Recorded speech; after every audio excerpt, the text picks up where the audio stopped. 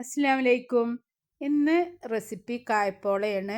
അപ്പോൾ അതിലേക്ക് ഞാൻ 4 ചെറിയ പഴം എടുത്ത് വെച്ചിട്ടുണ്ട്. വലുതാണെങ്കിൽ 3 മതി ട്ടോ. അപ്പോൾ ചെറിയ പീസാക്കി കഷ്ണങ്ങളാക്കിയിട്ട് അതെടുത്ത് വെച്ചിട്ടുണ്ട്. അതിലേക്ക് അണ്ടിപ്പരിപ്പ് അതേപോലെ തന്നെ മുന്തിരി എടുത്ത് വെച്ചിട്ടുണ്ട്. ഒരു പാൻ അടുപ്പത്ത് വെച്ചിട്ട് ഒരു 1.5 ടേബിൾ സ്പൂൺ പഞ്ചസാരയും 3 ഏലക്കയും കൂടി പൊടിച്ചത് എടുത്ത് വെച്ചിട്ടുണ്ട് ട്ടോ. ഒരു പാൻ അടുപ്പത്ത് വെച്ചിട്ട് 1 ടേബിൾ സ്പൂൺ നെയ്യ് ഒഴിച്ചിട്ടുണ്ട്. അതിലേക്ക് ക്രഷ് ചെയ്ത അണ്ടിപ്പരിപ്പ് ഇട്ട് കൊടുക്കുക. ക്രഷ് ചെയ്തത് അല്ലാത്തതാണെങ്കിലും കുഴപ്പമൊന്നുമില്ല കേട്ടോ. ഞാൻ കുറച്ച് ടേസ്റ്റ് ഒന്നും കൂടി ക്രഷ് ചെയ്താലാണ് അത് കാരണമാണ് ക്രഷ് ചെയ്ത് കൊടുത്തിട്ടുള്ളത്.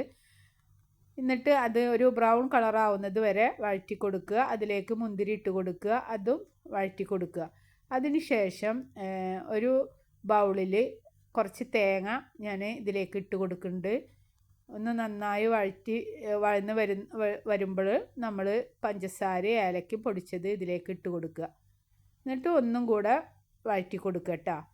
ഒന്നും കൂടെ മിക്സ് ചെയ്തിട്ട് എല്ലാ ഭാഗത്തേക്കും ഒന്ന് എത്തുന്ന രീതിയിൽ മിക്സ് ചെയ്ത് കൊടുക്കുക. എന്നിട്ടൊരു പാൻ അടുപ്പത്ത് വെച്ചിട്ട് അതിലേക്ക് 1 ടേബിൾ സ്പൂൺ നെയ്യ് ഒഴിച്ച് നമ്മൾ എടുത്ത് വെച്ച പഴം ഇതിലേക്ക് ഇട്ട് കൊടുക്കുക. അത് നന്നായി വഴറ്റണം കേട്ടോ. നല്ലൊരു യെല്ലോ കളറാവുന്നത് വരെ വഴറ്റി കൊടുക്കണം. അതിന് ശേഷം അതിലേക്ക് കുറച്ചും കൂടെ പഞ്ചസാര ഇട്ട് കൊടുക്കുക. പഴം നല്ല പഴുത്തതും മധുരമുള്ളതാണെങ്കിൽ പഞ്ചസാര ഒഴിവാക്കുക. നമ്മൾ നേരത്തെ പഞ്ചസാര ഇട്ട് കൊടുത്തിട്ടുണ്ടല്ലോ, അപ്പോൾ ഇത് ഒഴിവാക്കി കൊടുക്കുക. കുറച്ച് വെള്ളം ഒഴിച്ച് കൊടുക്കുക കേട്ടോ. പഴം ഒന്ന് സോഫ്റ്റായി വേവാനാണ് വെള്ളം ഒഴിച്ച് കൊടുത്തിട്ടുള്ളത്. എന്നിട്ട് മൂടി വെക്കുക. അതിന് ശേഷം ഒരു 3 മുട്ട എടുത്തിട്ട് നമ്മുടെ ചെറിയ ഗ്രൈൻഡറിലേക്ക് ഒഴിച്ചു കൊടുക്കുക. അതിലേക്ക് ഞാൻ വാനില എസൻസ് ഒഴിച്ചു കൊടുക്കുക. ഞാൻ അതിന് പകരം ഏലക്കപ്പൊടിയാണ് ഇട്ട് കൊടുത്തിട്ടുള്ളത്. 2 ടേബിൾ സ്പൂൺ പാൽ ഒഴിച്ചു കൊടുത്തിട്ടുണ്ട്. നമ്മുടെ പഴമൊക്കെ റെഡിയായിട്ട് വന്നിട്ടുണ്ട്. അതിൽ നിന്ന് ഒരു അര ഭാഗം എടുത്തു വെച്ചിട്ടുണ്ട്. അതേപോലെ തന്നെ അണ്ടിപ്പരിപ്പും മുന്തിരി തേങ്ങയെന്നും കുറച്ച് ഭാഗം എടുത്ത് വെച്ചിട്ടുണ്ട്. ലാസ്റ്റ് ഡെക്കറേറ്റ് ചെയ്യാനാണ് കേട്ടോ. അപ്പോൾ അതിന് ശേഷം നമ്മളിതൊന്നും കൂടെ മിക്സാക്കി കൊടുക്കുക. എല്ലാ സ്ഥലത്തേക്കും മിക്സാക്കി കൊടുക്കുക. അപ്പോൾ കുറച്ച് നെയ്യ് വേണമെങ്കിൽ ഒഴിച്ച് കൊടുക്കുക. എന്നിട്ട് ഗ്രൈൻഡറിൽ അടിച്ച മുട്ടയാണിത്. ഇതിലേക്ക് നമ്മൾ ഈ ചേരുവ ഇട്ട് കൊടുക്കുക. അതിന് ശേഷം ഒരു പാൻ അടുപ്പത്ത് വെച്ച് ഇത്തിരി നെയ്യ് ഒഴിച്ചതിന് ശേഷം ഇതിലേക്ക് ഒഴിച്ച് കൊടുക്കുക. അതൊന്ന് വെന്തെന്ന് കണ്ട ഒരു 1/4 ഭാഗം വെന്തെന്ന് കണ്ടാൽ നമ്മൾ എടുത്ത് വെച്ച ചേരുവ ഇതിലേക്ക് ഇട്ട് കൊടുക്കുക.